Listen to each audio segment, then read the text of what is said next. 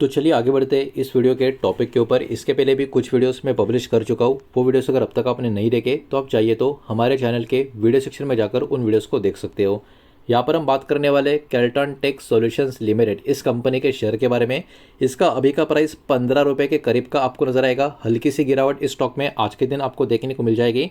Intraday का pattern भी flat है, मतलब ना कोई बहुत बड़ा वॉलेटिलिटी वाला मोमेंटम स्टॉक में हमको देखने को मिला है। सबसे पहले स्टॉक का पिछले 6 महीने का मोमेंटम अगर हम देखें तो 6 महीने में अराउंड 10% के करीब की गिरावट आपको नजर आएगी। यहाँ पर भी पिछले बहुत महीनों से स्टॉक थोड़ा सा फ्लैटिश ही आपको देखने को मिलेगा। अगर पिछले एक साल के मोमेंटम की बात करें तो देखिए एक साल के लोएस्ट लेवल पे स्टॉक खड़ा है, मतलब अभी के टाइम 52 वीक लो का जो जोन है उस जोन पे स्टॉक आपको नजर आएगा। एक साल में अराउंड 43% के ऊपर की गिरावट स्टॉक में हमको देखने को मिल रही है।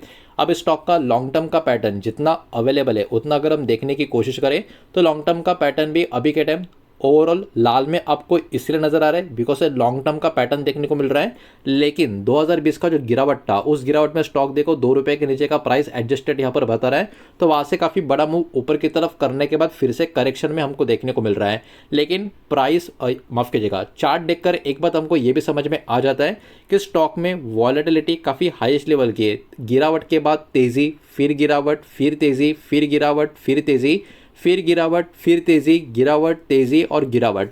तो लगातार स्टॉक में बड़ी तेजी भी कई बार हुई है तो उसके बाद बड़ी गिरावट भी कई बार हुई है। ये बात भी आप लोगों को यहाँ पर ध्यान में रखनी होगी कि ये वाला शेयर एक्चुअली लॉन्ग टर्म में काफ़ी ज़्यादा वॉलेटिलिटी यहाँ पर शो कर रहा है। अब थोड़ा सा आगे बढ़ते हैं और इस कंपनी का बिजनेस को जरा सिंपल वे से यहाँ पर हम समझने की कोशिश करते हैं। बिकॉज देखिए कंपनी के नाम पे जो टेक है उस टेक से तो बहुत लोग को अंदाजा आ ही चुका होगा कि कहीं ना कहीं इसका जो कनेक्शन है आईटी टेक्नोलॉजी से हमको देखने को मिलेगा, और अब बिल्कुल सही भी हो। तो केल्ट्रॉन टेक सॉल्यूशन इस कंपनी की हम बात करें तो ये एक टेक्नोलॉजी कंपनी आपको देखने को मिलेगी जो बिजनेसेस को मदद करती है अपग्रेड करने के लिए उनका सॉफ्टवेयर और उनका जो डिजिटल सिस्टम होता है उसको। तो कहीं ना कहीं कंपनी का बिजनेस काफ़ी अच्छा खासा तो यहाँ पर नज़र आ रहा है। साथ ही साथ कंपनी प्रोवाइड भी करती है एआई, क्लाउड, साइबर सिक्योरिटी और डिजिटल ट्रांसफॉर्मेशन का सर्विसेज कंपनीज को दुनिया भर में, मतलब इनका जो प्रेजेंस है सिर्फ और सिर्फ इंडिया नहीं वर्ल्ड वाइड हमको देखने को मिलेगा, या आप कह सकते हो इंटरनेशनल प्रेजेंस भी कंपनी का यहाँ पर हमको नज़र आना चाहिए। अब देखिए सबसे इंपॉर्टेंट बात अब निकल कर आएगी, इस कंपनी का कस्टमर्स कहाँ से है। इस कंपनी के कस्टमर्स की बात करें तो इसमें बड़े एंटरप्राइजेस आपको देखने को मिलेंगे अलग अलग इंडस्ट्री के, जिसमें banking industry, energy, health care, manufacturing और रिटेल, ये सारी कैटेगरीज हमको यहाँ पर देखने को मिलेगी। साथ ही साथ कंपनी अभी के टाइम हेविली इन्वेस्टमेंट भी कर रही है एआई प्लेटफॉर्म में और एंटरप्राइजेस का मॉडरेशन को, ताकि फ्यूचर ग्रोथ को भी यहाँ पर सपोर्ट किया जाए। तो देखो कंपनी का बिजनेस ऐसा है जो कहीं ना कहीं लॉन्ग टर्म में ग्रो सकता है। कंपनी का बिजनेस प्रेजेंस अलग अलग इंडस्ट्री में जो हमको देखने को मिल रहा है वो भी कहीं ना कहीं कंपनी की भविष्य में काफ़ी बड़ी ताकत बन सकती है। ऊपर से कंपनी आने वाले समय के लिए हेविली इन्वेस्टमेंट कर रही है एआई प्लेटफॉर्म में भी, और एंटरप्राइजेस मॉडर्नाइज करने के ऊपर भी यहाँ पर इनका फोकस है ताकि फ्यूचर में ग्रोथ को भी सपोर्ट किया जाए। तो कहीं ना कहीं कंपनी सही डायरेक्शन में तो जा रही है, लेकिन आगे सक्सेस मिलेगा नहीं मिलेगा ये किसी को नहीं पता। लेकिन ओवरऑल जो इन्फॉर्मेशन है उसमें दम तो यहाँ पर देखने को मिल जाता है। ओवरऑल इस कंपनी के क्लाइंट्स अगर हम देखें तो ये अक्रॉस बहुत ही अलग अलग कैटेगरी में आपको देखने को मिलेंगे, जिसमें बैंकिंग और फाइनेंशियल सर्विसेज में इनके क्लाइंट्स है, oil and gas, manufacturing, health care, retail, logistic, travel and hospitality, telecom, government, energy and utilities और टेक कैटेगरी। तो कंपनी के क्लाइंट्स अक्रॉस द सेगमेंट हमको यहाँ पर देखने को मिलते हैं। इसी के साथ साथ बात करें कंपनी के आने वाले समय के, मतलब फ्यूचर ग्रोथ थीम को लेके, तो यहाँ पर भी कंपनी का जो कनेक्शन है several long term technology theme के साथ आपको नजर आएगा, जिसमें एआई से लेके generative AI, cloud computing, digital tech, enterprises automation, cyber security, data analytics, digital engineering, energy डिलेशन और स्मार्ट एंटरप्राइज सॉल्यूशन। तो कंपनी का ओवरऑल फ्यूचर ग्रोथ का थीम भी कहीं ना कहीं यहाँ पे काफ़ी बढ़िया हमको देखने को मिल रहा है।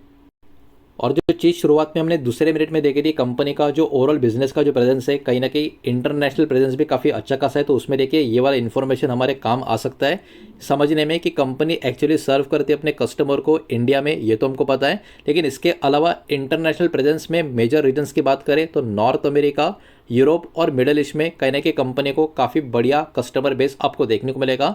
साथ ही साथ फॉर्च्यून 500 के कंपनी स्टार्टअप्स की बात करें, यहाँ पर भी कंपनी अपने सर्विस को प्रोवाइड करने का काम करती है।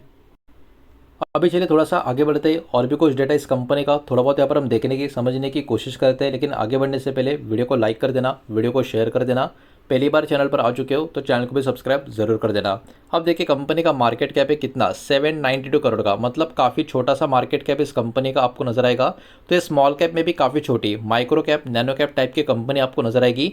इस बात को भी यहाँ पर आपको ध्यान में रखना है, बिकॉज छोटी कंपनियां ऑब्वियस से बात है थोड़ा बहुत रिस्क वहाँ पर हमको देखने को मिलता है। स्टॉक का पी का बात करें, स्टॉक का पी अभी 8.64 के करीब है, मतलब 9 के भी नीचे स्टॉक का पी आपको नजर आएगा। और इसके सामने इंडस्ट्री का पी कितना है, इंडस्ट्री का पी भाई साहब 27-28 के करीब है। मतलब जितना इंडस्ट्री में डिमांड बना हुआ है, स्टॉक का डिमांड इंडस्ट्री का डिमांड से आधे से भी आधा आपको देखने को मिलेगा।